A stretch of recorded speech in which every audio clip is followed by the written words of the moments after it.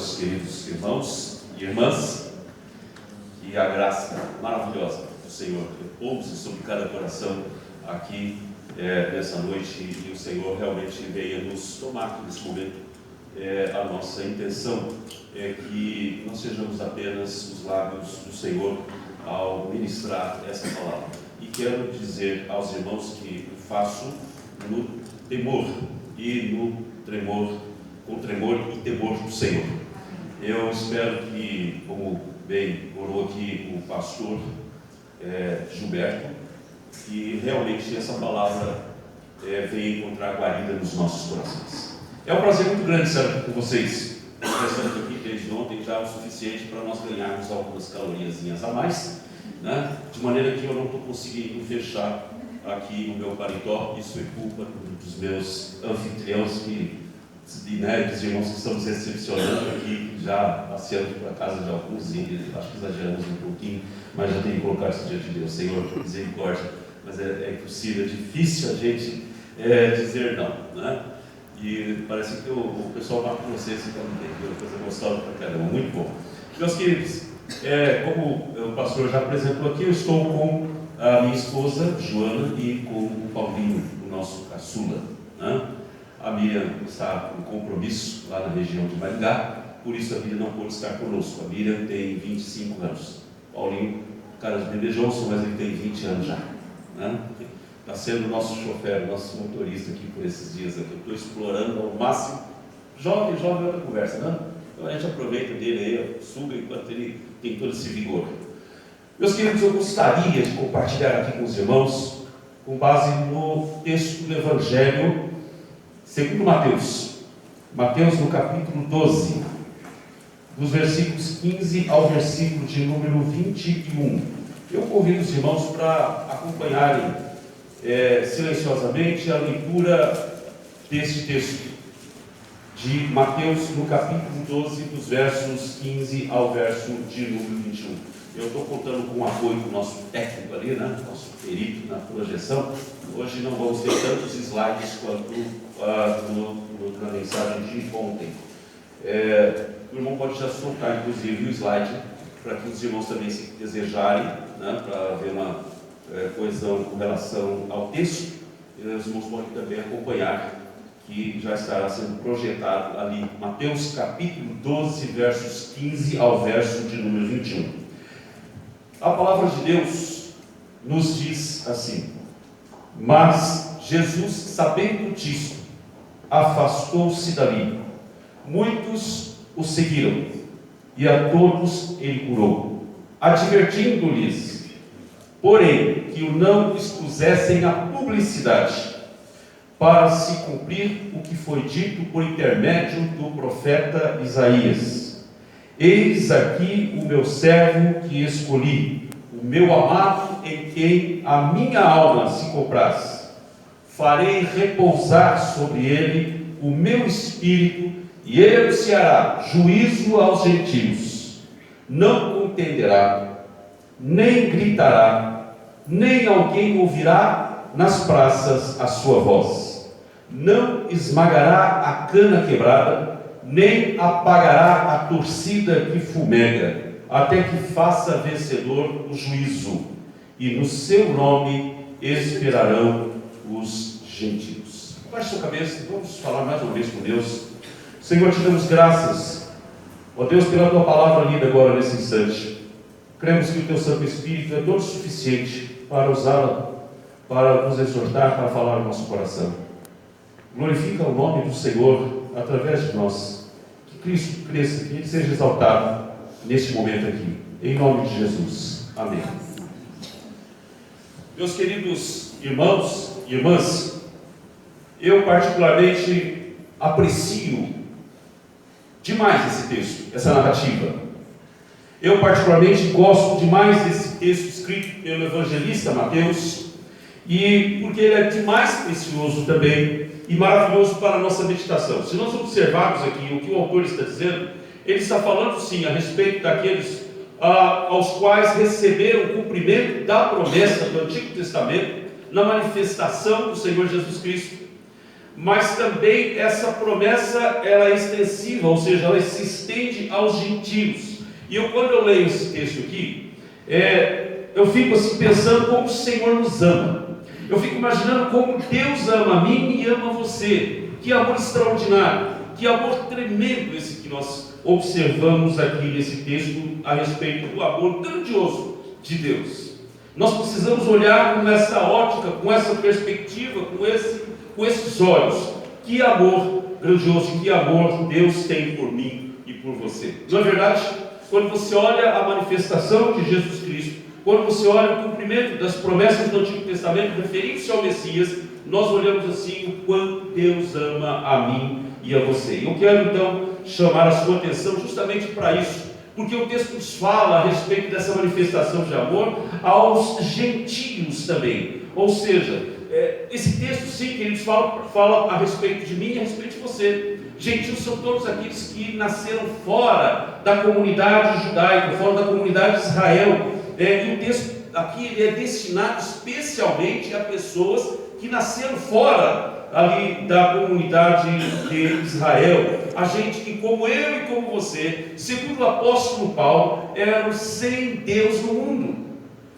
E é assim que ele fala. Basta então nós entendermos, queridos, que de alguma forma, assim como, por exemplo, quem não é um cidadão romano é um bárbaro, e todo aquele também que não é um judeu é um gentio, e por isso a palavra aqui que nós estamos lendo fala a meu respeito e fala a seu respeito, fala a respeito desta manifestação de Jesus Cristo com um propósito específico, também de gerar em nós uma expectativa, uma esperança. Meus queridos, então eu logo começo a pensar que a coisa mais fácil que nós somos seduzidos a fazermos é nos sentirmos tão donos do sagrado. Nós somos tentados a nos sentirmos tão donos do divino, tão donos da verdade. Nós queremos então estarmos no alto de toda a hierarquia eclesiástica e nos sentimos de repente pessoas no alto dessa hierarquia divina. E aí nós passamos a trilhar um caminho extremamente perigoso. Passamos a trilhar um caminho dificílimo, um caminho arriscado. E é justamente um caminho que quando nós começamos a perder aquela capacidade que nós percebemos, a capacidade diária de fazermos perguntas ao texto. Fazemos perguntas diárias a respeito da palavra de Jesus Cristo. Como ela é? Como ela chegou até nós? Como é esse Jesus Cristo de Nazaré? Como é o evangelho dele? Como ele nos chegou? E aí então nós observamos essa descrição que se percebe na pessoa de Jesus Cristo, o nosso Salvador. Então, meus queridos, por isso nesta noite eu quero compartilhar essa palavra com você, a quem o Senhor ama, a você e não a outro, que talvez você possa até pensar, puxa, gostaria que um parente meu, gostaria que um amigo meu estivesse aqui, mas foi você que o Espírito Santo tocou para que estivesse aqui essa noite. E eu quero compartilhar essa palavra cujo tema são as características de Jesus Cristo de Nazaré. As características de Jesus Cristo de Nazaré. Percebam que é uma coisa da nossa própria natureza, nos espelharmos em alguém, termos talvez um referencial, termos talvez um modelo. Principalmente os adolescentes, os jovens costumam ter os seus ícones, né? Me lembro de uma parte de uma canção, de um rock do Cazuza, quando ele dizia que os meus heróis morreram todos de overdose. Eram os ícones dele, era um referencial de vida para ele, mas não é o nosso. Mas nós também corremos às vezes de nos mirarmos, termos como referência alguns modelos, alguns podem ser até bons, outros nem tanto. E meus amados, eu gostaria de compartilhar com você aqui, então, aqui, essa palavra. E nós estamos aqui nesse mês de agosto, você sabe, é o mês do presbiterianismo nacional. E no dia 12, próximo passado, nós comemoramos o nosso 159º aniversário da plantação da Igreja Presbiteriana no solo nacional, pelo grande missionário Asbel Green Simon. Meus queridos, muitas das nossas igrejas comemoraram essa data de forma muito alegre, festiva, essa data importante da nossa história, uma celebração de culto especial, com pregadores convidados, enfim, nós estamos acostumados a celebrar e a comemorar dessa forma. Eu não vejo nenhum problema nisso. E não estou aqui para condenar isso, pelo contrário, eu acho que nós devemos trazer à memória, sim, o modo como Deus nos trouxe, como Deus atuou para que hoje a igreja presbiteriana estivesse plantada aqui no nosso solo. E em especial vocês também podem trazer à memória a história, em particular, da igreja presbiteriana de Chapadão do Sul. Meus queridos, mas nós nos lembramos que há muitos homens e mulheres de Deus na nossa história, que são verdadeiros referenciais para nós, homens e mulheres de Deus, que marcaram toda uma geração, que marcaram toda uma história pelo seu exemplo de vida, pela sua vida um coração de inspiração, um coração que ardia de amor, de paixão pelos perdidos. E não há nada de errado nisso, de comemorarmos e celebrarmos e lembrarmos com alegria dessas vidas que tanto nos inspiram hoje. Absolutamente. Mas, queridos, não é sobre esses heróis da fé que eu pretendo falar com vocês, embora estejamos no mês na qual nós comemoramos o presbiterianismo nacional. Embora a importância que nós damos à vida deles, eu não quero falar sobre esses modelos, são bons modelos, mas eu quero falar de alguém mais importante, e você sabe quem é. Quero falar de um modelo absolutamente perfeito, porque qualquer um que a gente escolha para ser nosso referencial ou modelo aqui, por mais que sejam homens e mulheres de Deus, serão imperfeitos tanto quanto eu quanto você. Mas Jesus Cristo de Nazaré, esse não. Por isso é que eu quero falar sobre esse tema, as características de Jesus Cristo de Nazaré. E, meus amados, eu quero que essa palavra aqui seja um grande desafio para mim e para você, no sentido para nós reclamarmos para nós mesmos, nas nossas vidas, aquelas características que observamos na pessoa de Jesus Cristo. O que Jesus fez é aquilo que eu quero fazer, eu quero ser como Ele, eu quero galgar os degraus que Ele galgou, eu quero caminhar os passos que Ele caminhou. E então, meus amados, sobre esse título que eu gostaria de destacar 3 aspectos ou 3 características muito importantes na pessoa de Jesus Cristo de Nazaré. E olha que interessante, a primeira das características que aqui se faz, a primeira narrativa que aqui se faz no texto a respeito de Jesus Cristo de Nazaré, é que Jesus Cristo não acusa. Ele diz aqui, Ele não acusa. A palavra de Deus aqui, meus queridos, ela não está falando alguma coisa de uma recomendação, de descrição evangelística, ela está falando de uma outra coisa diferente. A palavra de Deus aqui, ela não está falando daquela conduta de quem tira a roupa do outro em praça pública, daquele que não expõe a nudez do outro, daquele que não a promove, daquele que não festeja pela queda, pela ruína do outro.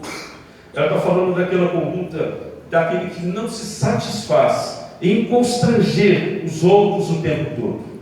Isso é próprio da nossa natureza humana. Muitas vezes nós queremos fazer isso, nós fazemos isso, às vezes consciente ou inconscientemente. Mas aqui, meus amados, está falando de um Deus discreto, ou seja, poderosamente discreto e discretamente poderoso. É algo interessante quando nós observamos isso no ser de Deus, na pessoa de Jesus Cristo, que não contente com a vergonha humana, que não contente com a feiura humana, que não cria choros, que não cria espetáculos, não promove espetáculos para trazer à luz as nossas mazelas. É isso que a gente não vê em Jesus Cristo de Nazaré. Ora, se nós somos discípulos de Jesus e somos chamados a olharmos para Ele, tê-lo como nosso modelo, então nós precisamos reclamar para nós essas mesmas características. Meus amados, frequentemente a gente sucumbe diante dessa tentação de perdermos aí essa descrição de Jesus Cristo e nós nos tornamos uma outra pessoa, ou aquela pessoa de grupos, né? De pessoas que têm o prazer de falar algo do outro, da falência do outro, da queda do outro, da derrocada do outro, da ruína do outro. E interessante que nós estamos numa era da tecnologia. E aí, não sei se os irmãos já perceberam isso, com certeza já perceberam, Hoje a moda é fazer selfie, né? Selfie, eu não sei fazer muito esse negócio não. A pessoa vai fazendo selfie, daqui a pouco ele desaba, ele cai, né? Paga os micos interessantes. Mas vocês já observaram que em alguns casos há uma tragédia acontecendo lá atrás. Há um acidente e tem vítima. E a pessoa está mais preocupada em fazer uma selfie, que está pegando tempo de acidente, está mostrando o cadáver ali, o corpo ali, né? Parece que há um prazer mórbido na queda, na ruína, na derrocada do outro. E aí então isso tudo vai sendo viralizado nas redes sociais, na internet. Quando nós fazemos esse tipo de coisa, não somente isso que eu citei agora como ilustração, mas quando nós apostamos na ruína do outro, quando nós começamos a olhar para a queda do outro, quando nós fazemos isso, meus queridos, esse discurso já não é mais o discurso de Jesus Cristo de Nazaré, é um outro discurso qualquer, menos de Jesus.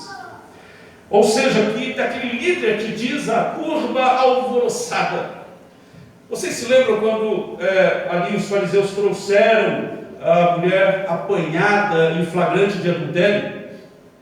É interessante, ela adulterou sozinha? Acho que não, né?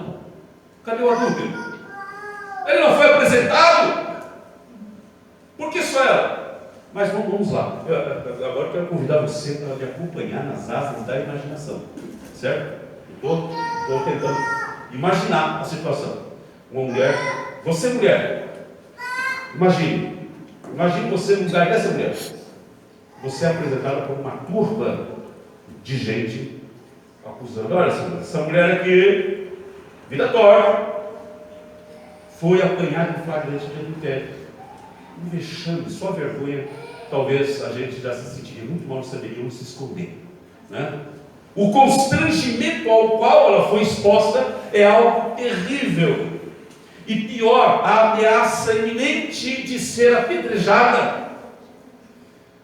E na verdade a intenção era matar 2 coelhos na nossa gíria, 2 coelhos com uma cajadada só. Ou seja, se Jesus disser isso, ele está morto. Se ele apoiá-la, ele está morto. Se ele não apoiar, ele está contra a lei. Então, de qualquer forma, ele estava enrascado. Era mais ou menos essa a intenção deles. Mas aí, quando Jesus Cristo recebe essa mulher sendo julgada, eu imagino que essa mulher, naquele momento, trêmula, não só de medo, de constrangimento, vergonha, mas o adúltero não foi nem apresentado. E as pessoas já aqui balançando as suas pedras, prontos para começar primeiro em Jesus, né? Depois na mulher. E aí Jesus então olha profundamente nos olhos daqueles acusadores e diz: quem não tiver pecado, que atire a primeira pedra. A Bíblia diz que Jesus se abaixa e começa a escrever com o dedo na areia. Não está muito claro para nós o que Jesus estava escrevendo, mas segundo os estudiosos, acredita-se que ele estava escrevendo uma parte da lei.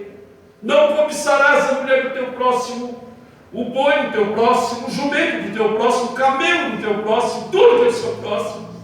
E eu imagino que as pessoas leram aquilo lá, quer dizer, quem não tem pecado, atire a primeira pedra. Se viram em situação de confrontação e olhando para si mesmo. Aí, não está na Bíblia, mas está aqui na minha cabeça. A Bíblia diz que desde o mais novo até o mais velho saíram, ficou só Jesus e a mulher. E eu fico imaginando assim, a pessoa tão constrangida com a pedrinha na mão, doidinho para jogar pedra no outro. Aí ele pega, deixa cair discretamente assim, porque ele quer nada, vai sair de fininho. Dali a pouco um outro assim: rapaz, olha, eu lembrei que é um compromisso, eu não posso ficar aqui para pedrear. Até queria, sabe? Mas dá para você ficar com a minha pedra aqui? Eu vou dar uma saidinha. Rapaz, deu uma dor de barriga aqui agora, rapaz, eu tenho que usar o banheiro, né? Não está na Bíblia isso. Estou só imaginando situações de pessoas constrangidas, não sabiam o que fazer com as suas pedras nas mãos quando acusavam. E quando Jesus se vê a sós com essa mulher, ele chama no cantinho e fala baixinho para ela. Eu fico imaginando essa voz terna de Jesus. Ele fala: mulher, onde estão os teus acusadores? Senhor, não tem ninguém me acusou. Vem cá, chega mais perto, cá entre nós. Vai e não peques mais, tá bom? Tudo bem? Eu fico olhando para essa descrição de como Jesus tratou com a mulher pecadora. Isso mexe com o meu coração, isso deve mexer com o seu coração, porque é assim que Jesus trabalha com os pecadores. pecadores. Eu fico imaginando, meus amados, a revolução de graça poderosa que aconteceria neste mundo se nós chamássemos para nós justamente essa condição de encarnar, essa descrição poderosa, esse poder discreto que nós encontramos na pessoa de Jesus de Nazaré. Jesus não se satisfaz e não tem prazer algum em expor o pecado e a feiura das pessoas e o desvio de caráter do ser humano. Jesus trata o pecador de uma forma diferente do que nós estamos acostumados a tratar. Ele trata com total descrição até mesmo o pecado dos seus mais árduos e árduos inimigos e adversários. Vejam, por exemplo, como é que Jesus tratou com Judas Iscariotes. Basta nós olharmos Judas Iscariotes. Bom, se eu tivesse no lugar de Jesus, meus 12 discípulos ali, como ser humano, eu jamais teria condições de saber que Judas era um traidor. Eu sou ser humano, mas nós estamos falando de Jesus.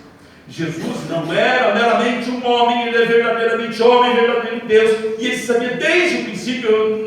Não dá para nós explicar porque Jesus escolhe justamente esse Judas como um traidor, sabendo que é um traidor, para fazer parte desse colegiado. Mas Jesus sabia, e a palavra de Deus diz que Jesus o amou desde o princípio, o chamou de amigo, e Jesus não estava sendo hipócrita.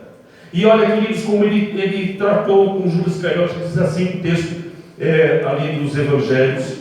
Eu quero ler para vocês essa parte de João capítulo 13, verso 21 ao versículo de número 30, para que os irmãos entendam como foi que Jesus tratou com Judas. Tendo Jesus dito isso, se os irmãos quiserem apenas ouvir, fiquem à vontade. Turbou-se em espírito e declarou: em verdade vos digo que um de entre vós há de me trair. Os discípulos se entreolharam, perplexos, sem saber do que ele falava. Prestem atenção nesses detalhes, irmãos. Ora, achava-se reclinado sobre o peito de Jesus um dos seus discípulos, aquele a quem Jesus amava. E esse, pois, fez sinal a Pedro e lhe pediu: pergunta para ele, Pedro, para ele falar para nós. Veja que nós somos seres curiosos, né? Existem uns discípulos também, não são eles não, né? Quem que é o traidor? Vamos saber quem que esse cara é, esse picareta? Vamos ver qual que é, né? Revela aí, Senhor. Já queriam saber. E aquele discípulo, então, recostando-se assim no peito de Jesus, perguntou-lhe: Senhor, quem é? Quem é? Vamos contar aqui para tocar trombeta, vamos fazer um banner, dizer quem é esse camarada. Respondeu Jesus: é aquele a quem eu der um pedaço de pão molhado. Jesus não revelou quem era. Somente aquele que pegou um pedaço de pão molhado, opa, é meu. Ninguém ficou sabedor. Tanto é que no texto continua dizendo: tendo pois molhado um bocado de pão, deu a Judas, filho de Simão Iscariotes, e logo após o bocado entrou nele Satanás. Disse-lhe, pois, Jesus: o que fazes, fazem depressa. E nenhum dos que estavam à mesa percebeu a que propósito lhe disseram isso. Aqui está a situação da descrição de Jesus. Os discípulos não souberam por que está dizendo isso. Por quê? Olha o que eles conjecturaram aqui. Pois como Judas tinha a bolsa, Judas era o tesoureiro, pensavam alguns que Jesus lhe queria dizer: compra o que nos é necessário para a festa. Ou talvez desse alguma coisa para os pobres. Foi isso que os discípulos pensaram, porque Jesus não revelou para eles quem era o traidor.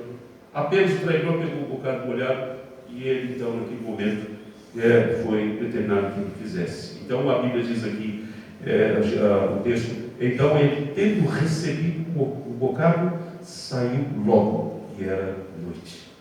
Jesus não acusa. Jesus não acusa. Meus amados, mas a segunda característica que aqui se faz a respeito de Jesus de Nazaré é que Jesus Cristo não esmaga a cana quebrada. Acho que eu tenho que tomar cuidado com esse negócio aqui. Deixa eu ver a espessura desse. Mas vai uma pancada nessa aqui, eu vou ter que pagar aqui na tesoureira. Irmãos, Jesus não esmaga a cana quebrada. Olha que expressão maravilhosa, né? Jesus não faz como às vezes, já viram como é que o fumante faz? Ele fuma, chegou ali numa bituca, né, de cigarro, joga no chão, ele, né, para apagar a bituca. Imaginar que Jesus pudesse esmagar, como se ele fizesse isso, jogava a terra em cima. A gente às vezes faria isso, né? Jogaria a terra em cima, sapatearia. A segunda característica que aqui se faz, que se afirma, é justamente que Jesus Cristo ele não esmaga, não esmagarás a cana quebrada. Meus amados, esse texto aqui nos fala a respeito da cana quebrada. Ele nos fala a respeito de que a cana quebrada é vítima da tempestade, vítima das circunstâncias. A tempestade chega e algumas canas de fato não aguentam. Elas são arrancadas, são quebradas. E a história, meus amados, está cheia de vítimas das circunstâncias, vítimas da tempestade, gente que quebrou, gente que rachou, gente que não aguentou a pressão de uma perda, das tensões, de um mundo em convulsões, gente que vive neste mundo caótico e enfrenta dificuldades e, consequentemente, vivem como canas quebradas. Elas já estão arrebentadas, já estão estressadas, num mundo de convulsões e inquietações. Mas talvez, meus queridos, uma das coisas que mais me inquieta na experiência comunitária, como cristãos, é perceber que o nosso pragmatismo frequentemente abandona as canas quebradas. Nós muitas vezes damos as costas àqueles que se feriram, àqueles que se machucaram, àqueles que racharam. Então, muitas vezes nós fazemos isso porque nós somos um exército que não vamos recolhendo os feridos. Se você se feriu, você então assinou o seu atestado de incompetência, fica para trás. E olha que eu quero chamar a sua atenção para isso, justamente porque nós vemos que Jesus não é assim. Jesus não esmaga a cana quebrada, meus irmãos. Ele vê sim uma possibilidade, uma saída para esta cana. Ela já está lá quebradinha, e Jesus não chega e faz creque, termina com o serviço, dá o golpe de misericórdia. Absolutamente, ele encontra a cana quebrada e ele quer levantar essa cana, ele quer reaprumá-la de novo. Se nós fôssemos, meus queridos, capazes de nos reaproximarmos desses que racharam, como Jesus, para dizer a uma cana quebrada, para mandar um recado como Jesus fez: eu vim a este mundo para erguer as canas quebradas. É assim que Jesus Cristo trabalha, meus queridos. Tantas canas quebradas no nosso meio, tantas canas quebradas na igreja, nas famílias da igreja, canas quebradas entre todos os segmentos da sociedade onde nós vivemos, quem sabe aqui em Chapadão do Sul. Em todos os setores, líderes quebram, famílias de líderes quebram, seja na igreja, seja fora dela. Pessoas consagradas, filhos envolvidos em drogas, filhas prostituídas, marginalizadas, casamentos desfeitos, casamentos balançados, quebrados, relacionamentos desfeitos. E eu quero dizer que esperanças de crente também quebram, esperanças de famílias, de líderes da sociedade também quebram, famílias de diáconos também quebram, famílias de presbíteros também quebram, famílias de pastores também quebram. E às vezes, queridos, o que mais me atordoa é ver que não existe sempre generosidade da nossa parte como igreja para repetirmos esse gesto de Jesus Cristo de Nazaré, para nos aproximarmos desses que racharam, desses que quebraram, e ao invés de serem descartados, que precisam ser reaprumados e feitos eretos de novo. Nós vemos isso aqui em todo o ministério de Jesus. Jesus estava preocupado em restaurar as pessoas, as vidas. E Jesus era tomado de uma compaixão pelo sofrimento alheio. Eu quero apenas fazer algumas citações para que vocês compreendam isso no ministério de Jesus. E nós queremos nos assemelhar a Jesus Cristo em tudo. A Bíblia diz que ele tinha compaixão desta multidão, ou seja, por onde ele passava. O Evangelho de Mateus, principalmente, vai mostrando que nas suas andanças por todas as cidades e povoados, Jesus manifestava compaixão ao ver as multidões. Diz assim, porque estavam aflitas e desamparadas como ovelhas sem pastor. Mais adiante você vai perceber também que o livro de Mateus ele volta a registrar quando Jesus saiu do barco e curou os seus doentes. Depois outro versículo, lá em versículo 32 do capítulo 15, a outra expressão que nós vemos aqui da segunda multiplicação dos pães diz: tenho compaixão dessa multidão. É algo maravilhoso nós observarmos isso na pessoa de Jesus Cristo. São características que eu quero ver em Jesus e que eu quero que estejam presentes na minha vida, pois é com Ele que eu quero me parecer. Eu quero sim me sentir animado e incentivado com os grandes ícones, grandes líderes da igreja do passado. Eu quero olhar para esses homens cujas vidas me inspiraram, mas eu quero sobretudo ter Jesus Cristo como o meu modelo, como aquele que não esmaga a cana quebrada. Meus queridos, a compaixão de Jesus pelo sofrimento alheio vai muito além dos sentimentos. Eu gostaria inclusive de citar aqui Mateus capítulo 4, versos 23 ao 25, aonde fala que o povo trazia lá para Jesus todos os que de alguma forma, que estavam padecendo de vários males e tormentos, endemoniados, epiléticos, paralíticos, e a Bíblia dizia, e Deus curava. Quando a gente fala em termos de cura, nós não podemos pensar apenas numa cura física, num mal que esteja presente na minha pele, no exterior, ou mesmo no meu organismo, mas quando eu falo em termos de cura, eu preciso pensar na cura da alma. Eu preciso pensar também na cura das minhas relações, da minha mente, do renovar do meu entendimento. E meus amados, Jesus também, ele se encontrava com os sofredores na sinagoga. Aí nós temos o caso da mulher encurvada, do paralítico de Cafarnaum, do homem da mão confiada, que o pastor Messias Anacleto colocou muito bem hoje pela manhã. Encontrava com essas pessoas em lugares públicos, como ali do paralítico junto ao tanque de Betesda, o homem da orelha decepada no Getsemane por ocasião da prisão de Jesus Cristo. Em ruas e estradas você vai ver Jesus Cristo se compadecendo dessas canas que estão à margem.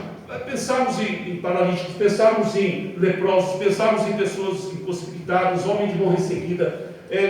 Como no contexto dito pelo pastor Messias, são pessoas que pela sua enfermidade, pela sua doença, eles estavam à margem da sociedade. Eles estavam marginalizados, eles não tinham vez, não tinham voz na sociedade daquela época. Era diferente do nosso contexto. Hoje nós temos muitos recursos e não temos nenhum problema de até convivermos com algumas enfermidades. Mas naquela época era uma situação extremamente complicada. Então perdiam a dignidade. Jesus Cristo tinha compaixão e restaurava a dignidade dessas pessoas.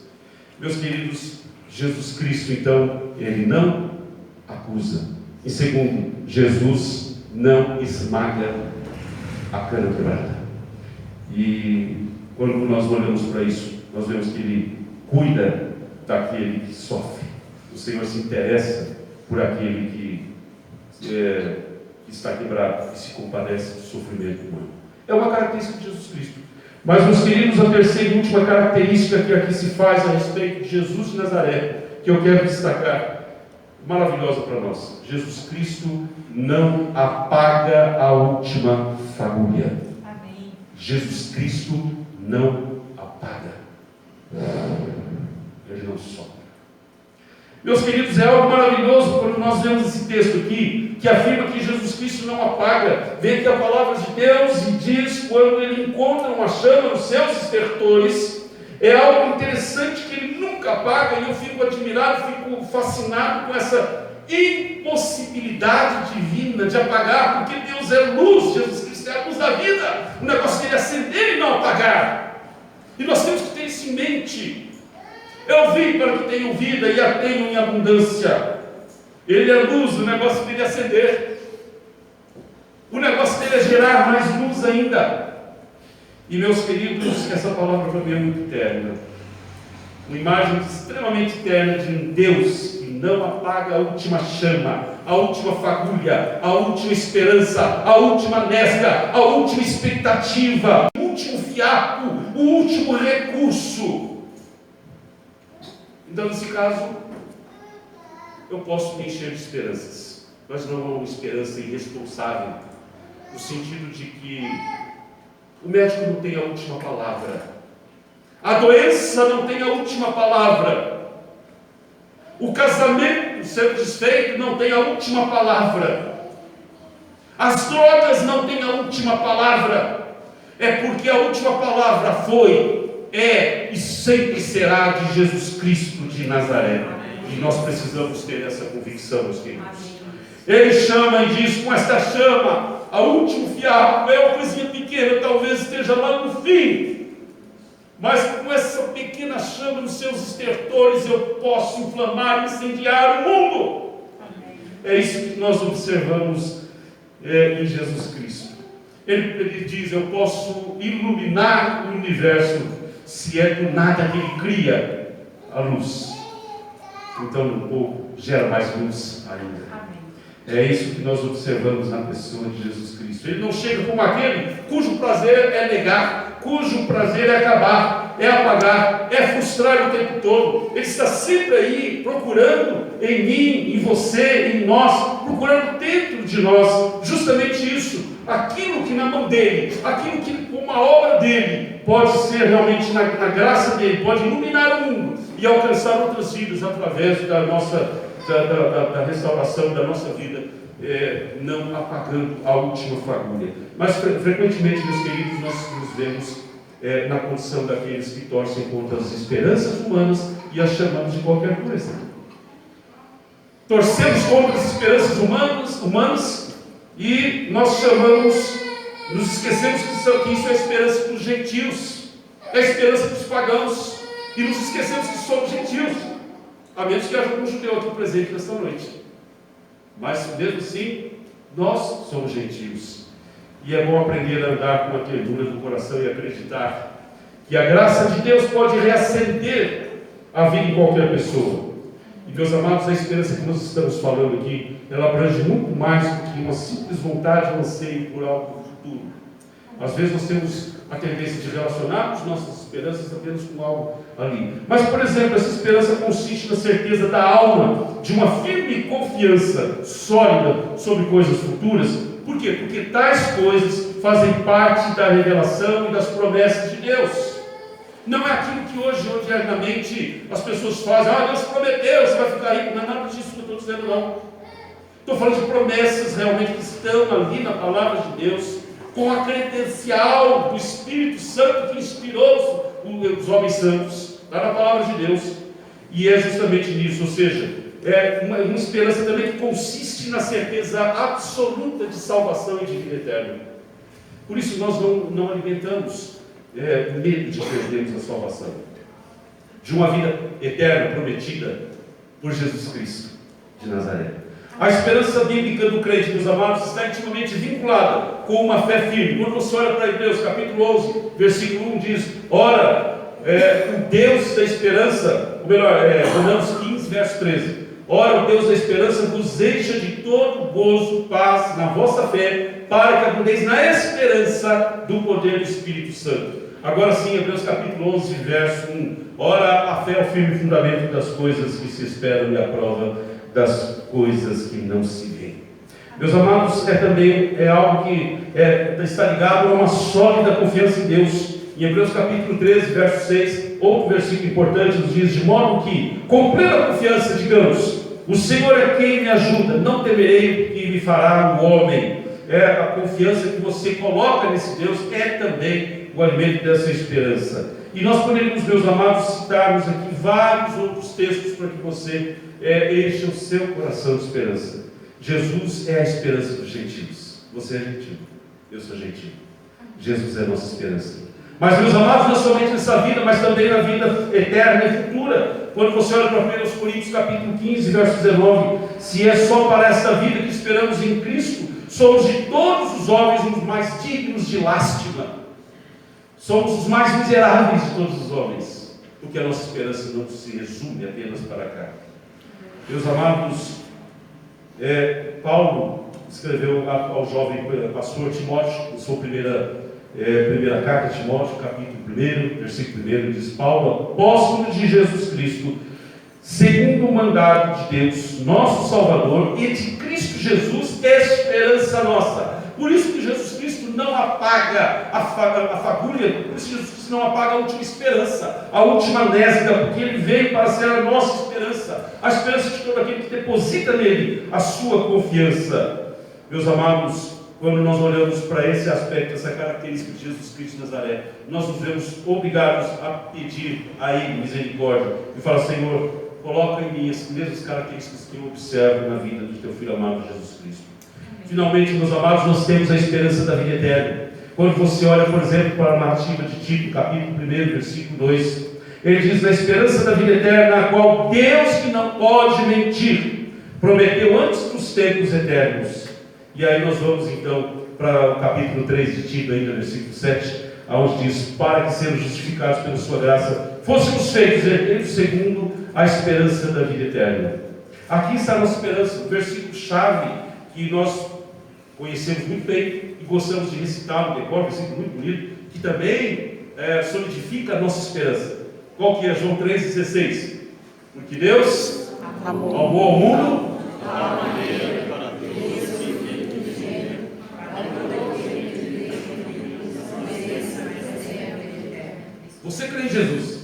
Tem certeza? Amém? Amém. Amém.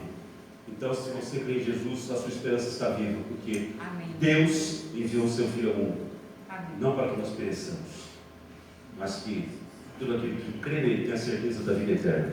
E, meus amados, ainda a palavra de Deus diz em verdade, vos digo que aquele que crê tem a vida eterna. Ele não diz um tempo lá futuro, provavelmente você vai ter a vida eterna, talvez, quem sabe, né? Se você andar direitinho, né? Fazer tudo como manda o figurino. Ele não está dizendo isso, ele está dizendo, afirmando categoricamente: creu, tem a vida eterna. E quando você se reporta para 1 João capítulo 5, versículos 11 ao 13, diz: o testemunho é esse, que Deus nos deu a vida eterna, e essa vida está em seu Filho.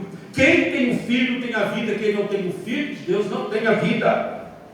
Essas coisas vos escrevo para que saibais, vós que credes no nome do Filho de Deus, para que saibais que tendes a vida eterna. Vocês têm a vida eterna. Então essa esperança ninguém pode roubar do nosso coração. Graças a Deus. Meus queridos, agora preste atenção numa coisa muito importante. Assim como eu falei no começo, eu quero terminar falando sobre isso. A nossa referência, o nosso padrão, maior e melhor que seja a nossa admiração por Calvino, Martim Lutero, por Zwinglio, Asbel Gumsariton, tantos homens notáveis, até os personagens bíblicos, e mulheres também, que marcaram a geração.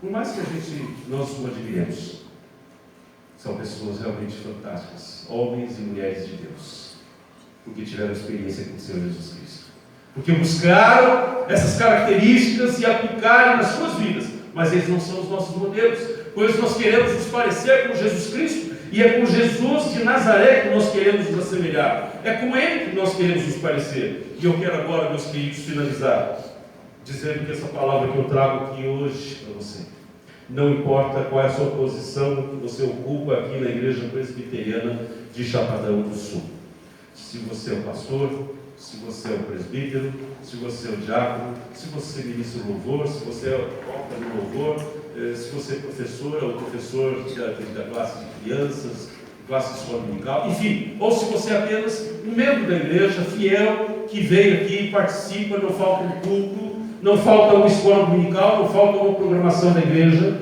Eu quero dizer para você, seja quem você for aqui, a convocação é para sermos a semelhança de Jesus, andarmos por este mundo sem sermos aqueles que, quando ele existe, acusa o acusado, ou que esmaga o esmagado, ou que simplesmente apagam o apagado. A sociedade aí fora já está para lá de sofrida, já está para lá de vítima das circunstâncias. Tem muita gente, pode ser que você conheça até na sua família, ali alguns que já estão precisando de serem rearrumados, serem reacendidos e não serem acusados. Queridos, nós queremos isso para a nossa vida, mas que a força da nossa voz seja a voz que afirma a graça de Deus sobre o culpado, que a força da nossa voz do Chapadão do Sul seja justamente essa, que anunciamos a graça de Cristo maravilhosa que restaura a vida do pecador e que reacendamos a esperança de salvação na vida das pessoas à nossa volta. Meus amados, se nós fizermos isso, eu tenho a certeza de que nós temos na mão o poder da maior revolução do mundo. Não existe nada mais forte, não existe nada mais poderoso do que essa vitalidade de carregar aí esse conteúdo, essa carga, essa vitalidade que nós encontramos na pessoa de Jesus Cristo de Nazaré, na nossa família, em nome de Jesus. Eu quero então que meu desejo sincero é que Deus abençoe a Igreja Presbiteriana de Chapadão do Sul, que Deus abençoe ao pastor Gilberto e sua família, que Deus abençoe cada presbítero e suas famílias, que Deus abençoe cada diácono, que são os oficiais dessa igreja também, e suas famílias. Que Deus abençoe as famílias dessa igreja. Esse é o desejo do Senhor. Não sei quanto vocês estão hoje vivendo, na realidade, como vítima de uma tempestade, mas eu sei que o Cristo que nós servimos, Ele é extraordinário para nos chegar, para nos trazer para junto de si e nos dar uma nova razão de vida e de existência. Que Deus nos abençoe em nome de Jesus. Eu quero convidar você a colocar-se em pé nesse momento. Vamos orar mais uma vez, vamos pedir ao Senhor.